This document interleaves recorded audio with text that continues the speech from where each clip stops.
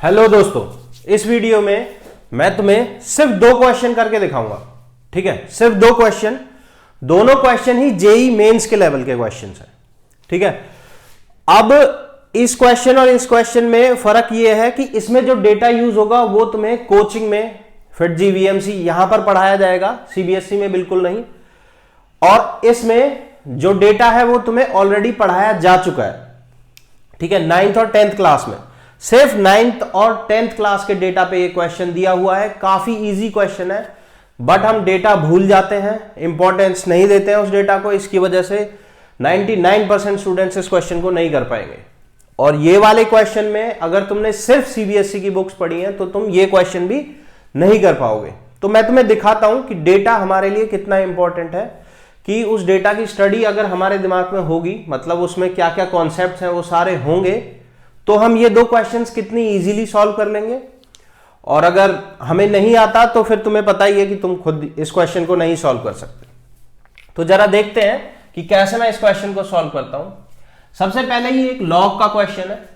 ठीक है, लॉग का क्वेश्चन है तो तुम्हें सबसे पहले लॉग की बेसिक आइडेंटिटी पता होनी चाहिए कि जब भी लॉग ऐसे अप्लाई होता है, लॉग नीचे ए ये बी, ये लॉग का बेस होता है और ये लॉग जिस पर अप्लाई हो रहा है, ये दोनों चीज पॉजिटिव होनी चाहिए।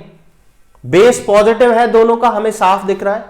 ठीक है, जिस पर लॉग अप्लाई हो रहा है x-1, बोथ साइड x-1 है, यहां पर भी x-1 की वैल्यू पॉजिटिव होनी चाहिए। ये पहली चीज तुम्हें पता होनी चाहिए कि a भी पॉजिटिव होना चाहिए और b भी पॉजिटिव होना चाहिए। और एक स्पेशल केस की a की वैल्यू 1 नहीं होनी चाहिए। ठीक है, ये बेसिक तुम्हें पहले से पता होना चाहिए। तो ये पहला बेसिक हो गया कि ये तुम्हें पहले से पता होना चाहिए। तो उसके हिसाब से यहां से जो पहली चीज हम निकालेंगे वो निकालेंगे कि x-1 की वैल्यू ग्रेटर देन 0 होनी चाहिए। इक्वल टू भी नहीं, ग्रेटर देन 0। ठीक है, x-1 की वैल्यू ग्रेटर देन 0 होनी चाहिए, तो x की वैल्यू ग्रेटर देन 1 होनी चाहिए। तो यहीं से अब तुम वो सारे आंसर्स काट सकते हो जिनमें क्या x की वैल्यू लेस देन 1 दी हुई है ऑप्शन में। तो कुछ ऑप्शंस तो इसी से कट जाएंगे। फिर इसका जो पर्टिकुलर आंसर आएगा वो कैसे सॉल्व करेंगे। देखो, लॉग की इनइक्वालिटी कैसे सॉल्व होती है वो मैं तुम्हें बताता हूं। यहां पर हम अब दूसरा बेसिक देख रहे हैं, log A be greater than less than कुछ भी लिखा हो, लॉग ए सी। ठीक है, यहां पर कोई भी वैल्यू लिखी हो, इनइक्वालिटी सॉल्व करने के लिए तुम्हें पहले बेस को इक्वल करना पड़ेगा। ठीक है, तो पहला काम होगा बेस को इक्वल करें, वो हम आराम से कर लेंगे, मैं भी बता दूंगा तुम्हें कैसे करना है। ठीक है, दूसरा काम हमें बेस को चेक करना होगा कि बेस ग्रेटर देन 1 है या लेस देन 1 है। ठीक है, तो हमें बेस को चेक करना होगा कि बेस ग्रेटर देन 1 है या लेस देन 1 है। जब हम इनके बेस को इक्वल कर लेंगे तब चेक कर लेंगे। तो यहीं से 2 केस बन गए हमारे, a ग्रेटर देन 1 और a लेस देन 1। बहुत सिंपल, अगर तुम्हारा a लेस देन 1 है तो तुम्हें क्या करना है, ये इनइक्वालिटी को रिवर्स कर देना है। अभी ये ग्रेटर देन लेस देन और b यहीं पर आएगा, c यहीं पर आएगा, ऐसे सॉल्व कर देना है। अगर a ग्रेटर देन 1 है तो इनइक्वालिटी चेंज नहीं होगी, b ग्रेटर देन c, खत्म। ये डेटा तुम्हें पता होना चाहिए था। अगर तुम्हें ये पता है तो ये क्वेश्चन अब कुछ मायने नहीं रखता, फटाक से हो जाएगा। ठीक है, पहली चीज हमने ये निकाल ली। दूसरा, हमें ये डेटा ये प्रीवियस बैक में दिमाग में होना चाहिए। अगर ये पता है तो तुम यहां पर फटाक से इसको क्या लिख सकते हो, देखो ये जो है 0.04 था, इसको तुम 0.2 का होल स्क्वायर लिख सकते हो। इसका होल स्क्वायर है ये। अब तुम्हें लॉग में एक आइडेंटिटी पता होनी चाहिए कि लॉग a की पावर n और b की पावर n हो, तो जो इसकी पावर होती है b की, ये तो ऊपर आ जाती है, और जो इसकी पावर होती है ये डिनोमिनेटर में आ जाती है। तो ये होगा n divided by m log b a। जो सीबीएसई में तुमने क्वेश्चन करे होंगे, यहां पर b की पावर को तो तुम कई बार आगे लाए होगे, बेस की जो पावर होती है वो डिनोमिनेटर में आ जाती है, बस इतना ध्यान रखना है। तो यहां से 0.2 की पावर 2 आगे आ जाएगी 1/2, इसको यहां से काट देंगे, फिर ये 1/2 यहां है तो वो वहां मल्टीप्लाई में चला जाएगा, तो वहां पर भेज देते हैं इस 2 को यहां से। 2 एक पॉजिटिव क्वांटिटी है तो इनइक्वालिटी पे कोई फर्क नहीं पड़ेगा, 2 उधर चला गया, यहां से कट के उधर, यहां डिवाइड में था वहां मल्टीप्लाई में चला गया। अब यही प्रॉपर्टी रिवर्स में लगाएंगे कि पावर इधर आ जाती है तो पावर उल्टा भी जा सकती है, तो 2 की पावर को यहां पर भेज देंगे। ठीक है, जब तुम यहां पर भेज दोगे ये चीज दिमाग में रखना फिर, क्योंकि बेस इक्वल हो चुका है, बेस दोनों का 0.2 0.2 है। ठीक है, तो तुम्हारा क्वेश्चन बन जाएगा, मैं इसको रब कर देता हूं, ये जो हमारा हाफ आंसर है इसको दिमाग में रखना कि x की वैल्यू ग्रेटर देन 1 आनी चाहिए। वहां से अब तुम्हारा क्वेश्चन बनेगा log 0.2 x minus 1 greater than equal to log 0.2 x minus 1, ये 2 इसकी पावर में चला जाएगा यहां।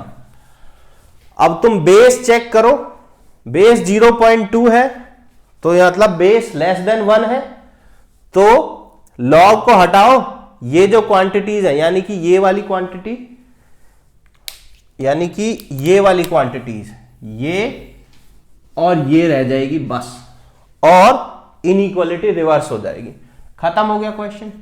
x minus 1 less than equal to x minus 1 का स्क्वायर। ठीक है, अब इसके बाद इसका काम नहीं रहा, इसको हटाते हैं। मैंने ये सारा डेटा प्रॉपर लॉग के सारे डेटा, सारा लॉग का ग्राफ सब कुछ अच्छे से पढ़ाया हुआ है लॉग वाले चैप्टर में। ठीक है, तो वहां से ये सारा डेटा तुम्हारे दिमाग में पहले से ही रहेगा अगर तुम पढ़ लोगे तो। अब देखो कितना इजी बन गया है क्वेश्चन, इसको उधर ले जाते हैं, यहां बचेगा 0 इक्वल टू x माइनस 1 का square minus x minus 1, x minus 1 common ले लो, अंदर बचेगा x माइनस 1 माइनस 1, तो ये हो गया x minus 2 into x minus 1। ठीक है, ये क्वांटिटी ग्रेटर देन 0 होनी चाहिए। तो बहुत सिंपल है, अब ये वेवी कर्व से हो जाएगा। ये नया कॉन्सेप्ट है वेवी कर्व, अगर तुम्हें नहीं पता, मोस्टली स्टूडेंट्स को पता होगा, बट जिसको नहीं पता वो मैंने पढ़ाया हुआ है तो घबराने की बात नहीं है। वेवी कर्व कई तरीके से लगता है, नया डेटा है, नए तरीके से पता होना चाहिए तुम्हें। तो x माइनस 1 x माइनस 2 क्या करते हैं, नंबर लाइन पे ड्रॉ करो। वेवी कर्व अगर तुम्हें पता है तो तुम बड़े आराम से यहां पर लिखोगे 1, यहां पर लिखोगे 2 और कर्व बना दोगे ऐसे करके, और तुम्हें पता है ये चीज प्लस, ये चीज प्लस, यहां माइनस, अपर प्लस होता है नीचे माइनस, क्यों होता है वेवी कर्व में पता चलेगा तुम्हें। तो इसका सॉल्यूशन आ जाएगा माइनस इंफिनिटी से 1 यूनियन 2 से इंफिनिटी। अब दोनों जगह क्लोज ब्रैकेट आएगा एक्चुअली। ठीक है, बट ये पूरा सॉल्यूशन नहीं है, क्योंकि मैंने ऊपर साफ साफ लिखा है x की वैल्यू ग्रेटर देन 1 होनी चाहिए। ये भी तुम्हें ऑप्शन में मिल जाएगा।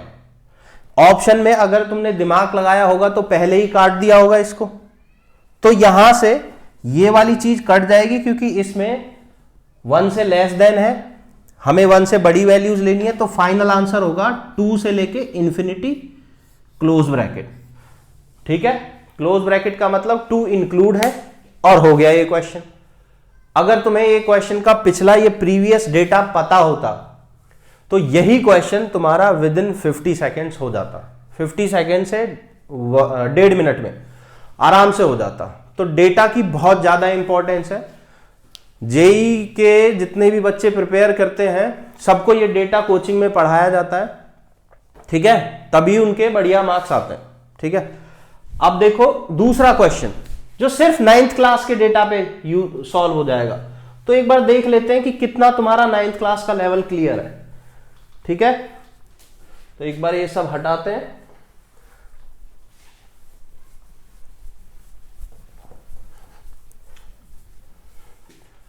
ये भी हटा देते हैं। 9th क्लास में हमको ऑर्थो सेंटर, सरकम सेंटर, सेंट्रोइड, ये सब के बारे में पढ़ाया गया था, बट हम सब भूल जाते हैं क्योंकि उसकी 10th में कोई इंपॉर्टेंस नहीं रहती, 11th में कोई नहीं पूछता सीबीएसई में, बट यहां पर जेई में पूछ लिया जाता है। जेई में बिट्स पिलानी, वीआईटी, वीआईट्रिपल, ये सारे कॉलेजेस में पूछ लिया जाता है बड़े आराम से। सरकम सेंटर दे रखा है 0,0, ये ट्राइंगल बना लिया भाई, ठीक है। सरकम सेंटर दे रखा है 0,0, ठीक है। वर्टेक्स 7,2, कहीं पर भी बना लो, कोई फर्क नहीं पड़ता इन चीजों से कि कौन कहां लाए करेगा। और ये -1, -2, ये रहा तुम्हारा सरकम सेंटर, ये ऑर्थो सेंटर, वो जो फाइंड आउट करना है। अच्छा, अब यहां से तुम्हें एक चीज पता होनी चाहिए, क्या ये है प्रीवियस डेटा, इतनी हल्की सी चीज पता होनी चाहिए तुम्हें कि ये जो तीनों चीज होती है ना, क्या क्या, सेंटरोइड, सरकम सेंटर और ऑर्थो सेंटर, ये तीनों एक ही लाइन पे होते हैं, ठीक है, एक ही लाइन पे लाई करते हैं। और जो सेंट्रोइड होता है 2:1 में डिवाइड करता है ऑर्थो सेंटर और सरकम सेंटर के बीच के डिस्टेंस को, अगर वो ट्रायंगल इक्विलेटरल ट्रायंगल नहीं होगा तो। इक्विलेटरल ट्रायंगल में तीनों कंबाइन हो जाते हैं, ठीक है। अच्छा, तो यहां से सरकम सेंटर दे रखा है, ऑर्थो सेंटर फाइंड आउट करना है, यहां पर डाल देते हैं वैल्यू, ये सब भी बनाने की जरूरत नहीं थी। सरकम सेंटर हमें 0,0 दे रखा है, सेंट्रोइड हमें फाइंड आउट करना आता है, जिसको नहीं आता 10th क्लास मैं भी बता देता हूं, 10th क्लास में अच्छे से पढ़ाया था हमें। x के कोऑर्डिनेट्स को ऐड करो, x1 + x2 + x3 divided by 3, ये फॉर्मूला था, x1 + x2 + x3 divided by 3, ऐसे करके निकल आएगा। तो निकालते हैं, -1 + 7 + -3 डिवाइडेड बाय 3, तो 7 - 4 3/3 = आएगा 1। तो सेंट्रोइड का x कोऑर्डिनेट आ गया 1, y कोऑर्डिनेट निकालते हैं, -2, 2 और 4 डिवाइडेड बाय 3, तो आ जाएगा 4/3, ठीक है, 4/3। सेंट्रोइड पता है, सरकम सेंटर पता है, सेक्शन फॉर्मूला लगा दो, आराम से ऑर्थो सेंटर निकल आएगा बड़े प्यार से, ठीक है। सेक्शन फॉर्मूला का इंटरनल डिवीजन, एक्सटर्नल डिवीजन जो लगाना है लगा सकते हो, बट मैंने बोला ना 9 10th पे बेस्ड है, तो 10th के हिसाब से करके दिखाता हूं, खाली इंटरनल फॉर्मूला। अब ये इंटरनल एक्सटर्नल ये 11th क्लास का टॉपिक है, इसीलिए उसको नहीं लगा रहा हूं, सिर्फ सेक्शन फॉर्मूला लगा रहा हूं। देखो 2 मल्टीप्लाई होगा इससे, यानी कि 2 × 0 प्लस 1 × ऑर्थो सेंटर का मान लेते हैं x, y जो फाइंड आउट करने हैं, 1 × x डिवाइडेड बाय, ये x इसका है, डिवाइडेड बाय 2 + 1 3, तो इसका कोऑर्डिनेट आ जाएगा 1, सॉरी 2 + 1 होगा 3, 2 + 1 3, तो ये हो गया 0, x/3 = 1, तो x की वैल्यू आ गई 1, सॉरी 3, क्या कर रहा हूं मैं भी, तो इसका x कोऑर्डिनेट आ गया 3, ऑर्थो सेंटर का y कोऑर्डिनेट भी सेम इसी तरह निकल जाएगा, 2 × 0 प्लस, कहां गया, हाँ 2 × 0 प्लस 1 × y डिवाइडेड बाय 3 = 4/3, 3 से 3 कट गया, y कोऑर्डिनेट आ गया 4, तो 3,4 आंसर हो जाएगा। ऐसे करके बड़े प्यार से ऑर्थो सेंटर निकल गया। तो बच्चों तुमने देखा कि डेटा की कितनी इंपॉर्टेंस होती है। 9 10th के डेटा पे भी, जेई मेंस में तो बहुत कम क्वेश्चन आते हैं, बट ये जो बाकी के तुम्हारे एग्जाम्स हैं, बिट्स पिलानी का एग्जाम हो गया, ठीक है, इन सारे एग्जाम्स में जो कि बहुत इंपॉर्टेंट है, किसी को प्राइवेट कॉलेज में भी जाना है तो भी उसके लिए भी बहुत इंपॉर्टेंट है, वहां पर ये डेटा तुम्हें पता होना चाहिए। और ये सारा डेटा मैंने कोऑर्डिनेट में पढ़ाया हुआ है कि सरकम सेंटर, ऑर्थो सेंटर और इन सेंटर, एक्स सेंटर, सेंट्रोइड, ये सब क्या होते हैं, कैसे निकलते हैं, ठीक है, इनके बीच में रिलेशन क्या है, ये सारा डेटा, क्योंकि अभी मोस्टली तुमको नहीं पता होगा कि ऑर्थो सेंटर क्या होता है और सरकम सेंटर क्या होता है। ऑब्वियसली तुम लोग गूगल कर सकते हो, बट इसके अलावा और भी बहुत सारी चीजें होती हैं कोऑर्डिनेट में जो डेटा तुम्हें नहीं पता, उस डेटा को जानने के लिए आगे प्रोसीड करो बाकी के उस पर। ठीक है बच्चों, आगे मिलते हैं, बाय बाय, थैंक यू।